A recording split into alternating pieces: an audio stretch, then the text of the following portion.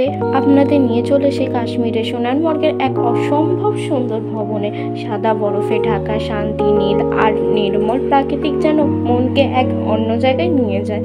আপনি যদি প্রাকৃতিককে ভালোবাসেন তাহলে এই ভিডিওটি আপনাকে মুগ্ধ করবেই।